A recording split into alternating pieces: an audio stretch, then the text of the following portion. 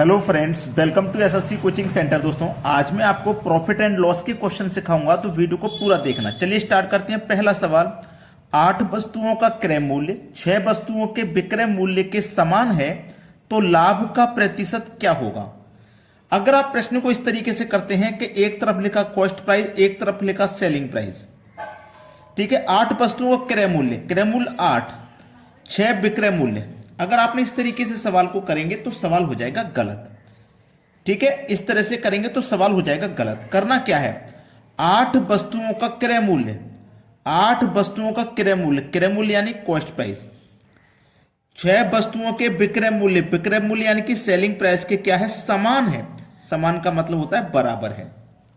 इधर देखो cost price है, मैं सेलिंग प्राइस को इधर लाऊंगा तो कॉस्ट प्राइस के बटे में सेलिंग प्राइस आ जाएगा। जब सेलिंग प्राइस इधर आ गया तो इधर कितना बचा, 6 बचा।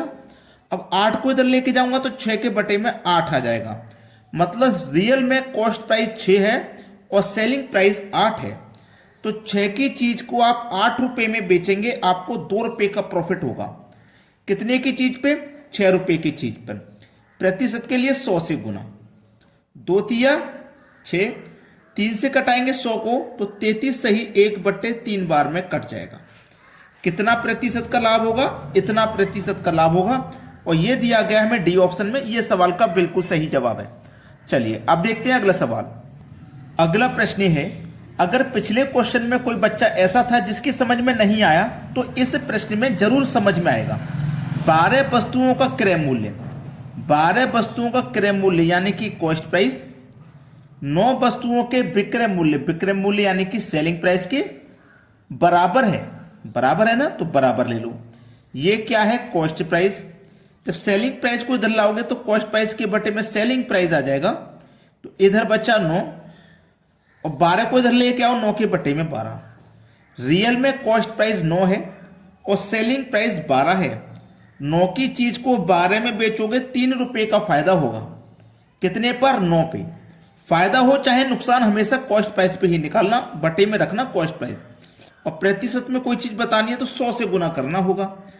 3 से 9 कट जाएगा 3 बार में, 3 से 100 कट जाएगा वही 33 सही 1/3 बार में, ठीक है। ये दिया गया आपके सी ऑप्शन में। ये आपके सवाल का यहां पे बिल्कुल सही जवाब है। अब देखेंगे अगला सवाल।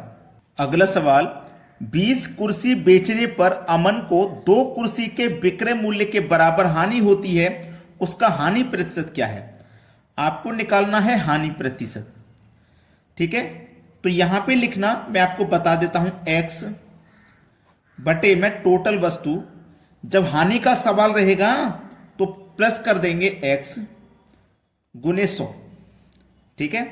अब ये x का मान क्या है, x का मान है 2 कुर्सी के विक्रय मूल्य के बराबर लाभ हो रहा है वो, ये x का मान है 2 बटे में टोटल वस्तु 20 है, प्लस x का मान 2 है गुने 100, 2 20 और 2 22 गुने 100। 2 से 22 कटेगा 11 बार में, 11 से कटाओ 100 को तो 11 से 9 बार में तो 99 कट जाएगा। 100 में से 99 कट गया तो 1 बचा बटे में 11।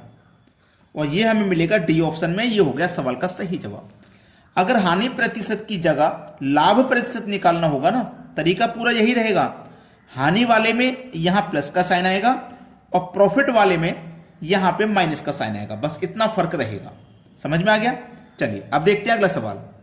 अगला सवाल, 80 रुपए अंकित मूल्य के छाते को 68 रुपए में बेचा गया, छूट की दर प्रतिशत कितनी है।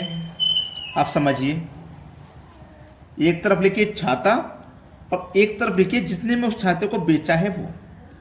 80 रुपए अंकित मूल्य का छाता था, छाते की कीमत कितनी थी, 80 की। उसे बेचा कितने में गया, 68 में। 80 की चीज को 68 में बेचोगे, 80 की चीज को 68 में बेचोगे तो 12 का हानि होगा, यानी कि 12 रुपए कम में बेच रहे। 80 की चीज को 68 में बेच रहे, 12 रुपए कम में बेचा, माइनस में ले लो, कम में बेच रहे हो।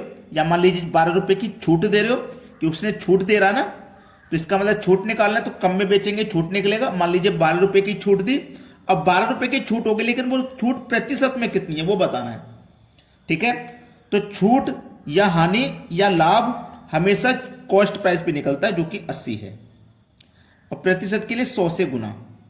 ठीक है, कटा दो भाई, 20 से कटाऊंगा, 20 चौके 80, 20 पंजे 100, 4 तिया 12, 3 पंजे 15। 15% छूट की दर कितनी है? 15% की छूट जा रही है। रुपए में तो 12 रुपए की छूट है, लेकिन प्रतिशत में 15% की छूट है। पहला ऑप्शन हो जाएगा सवाल का सही जवाब। चलिए अब देखते हैं अगला सवाल। अगला सवाल है, एक दुकानदार एक साइकिल 2750 रुपए में खरीदता है और 2860 रुपए में बेच देता है, उसका लाभ प्रतिशत क्या है? देखो कॉस्ट प्राइस लिखिए, कितना है कॉस्ट प्राइस? 2750। सेलिंग प्राइस लिखिए, सेलिंग प्राइस कितना है? 2860। 2750 में खरीदा, 2860 में बेचा, कितना ज्यादा में बेचा? 110 ज्यादा में, तो 110 का लाभ हुआ है। लेकिन इस लाभ को ना प्रतिशत में बताना है। ठीक है, किस पे हुआ है? 2750 पे। प्रतिशत के लिए 100 से गुना भाई, 2 जीरो से गए 2 जीरो। ठीक है, 2 जीरो से 2 जीरो गए। अब हम इसे कटाएंगे, तो 11 से कटाऊं इसको, 11 दूनी 22, 5 बचेगा 55, 11 पंजे 55, कट गया। 11 से 275 25 बार में कट गया, और 25 से 100 4 बार में कट जाएगा। तो दर कितनी है भाई? 4% की। ये आपके सवाल का है सही जवाब, डी ऑप्शन। आप देखेंगे अगला सवाल।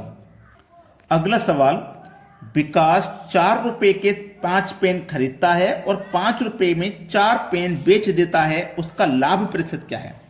ऐसा सवाल रहे तो सबसे सरल तरीका है रुपए वस्तु, रुपए वस्तु लिखिए, रुपए के नीचे रुपए लिखिए, 4 रुपए हैं। वस्तु के नीचे वस्तु, 5 वस्तु हैं। फिर कितने रुपए हैं? 5, और वस्तु हैं 4। तो अंदर अंदर वाली संख्याओं का पहले मल्टीप्लाई करो, तो 5 गुने 5 25 हुआ। माइनस करो बाहर वाली संख्याओं का मल्टीप्लाई, तो 4 चौके 16, बटे में आएगा बाहर वाली संख्याओं का मल्टीप्लाई गुने 100। बस इतना काम करना है। 25 में से 16 घटाएंगे 9 बचेगा, बटे में 16 आएगा और गुने 100 आएगा। ठीक है, अब इसी को सरल कर लीजिए, आंसर आ जाएगा।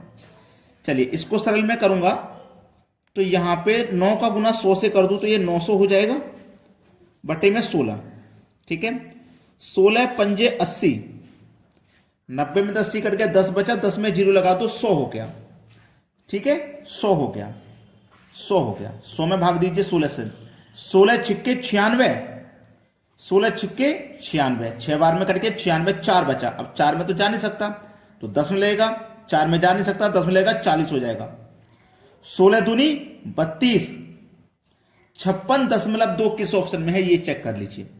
56.2 यानी कि डी ऑप्शन हमारे सवाल का सही जवाब है, और किसी भी ऑप्शन में 56 नहीं आ रहा है। बात सभी को क्लियर हो गई, प्रश्न सभी को आसानी से समझ में आ गया। अब देखेंगे अगला सवाल। अगला प्रश्न है, राम 10 रुपए के 11 सेब खरीदता है और 11 रुपए में 10 के भाव से बेच देता है, मुनाफे का प्रतिशत क्या होगा? रुपए वस्तु, रुपए वस्तु, रुपए हैं 10, वस्तु 11, बाद में रुपए 11 वस्तु 10। अंदर वाली संख्याओं का मल्टीप्लाई करो तो 121, माइनस बाहर वाली संख्याओं का गुना तो 100, बटे में बाहर वाली संख्याओं का गुना गुने 100। 121 में से 100 कटेगा तो 21 बचेगा, बटे में 100 गुने में 100। 100 से 100 कटा, बचा केवल 21। तो मुनाफे का प्रतिशत क्या है? 21%। पहला ऑप्शन हो जाएगा सवाल का सही जवाब। सभी बच्चे वीडियो को लाइक और शेयर करेंगे। लाइक और शेयर सभी बच्चे करिए वीडियो को। ठीक है दोस्तों, धन्यवाद।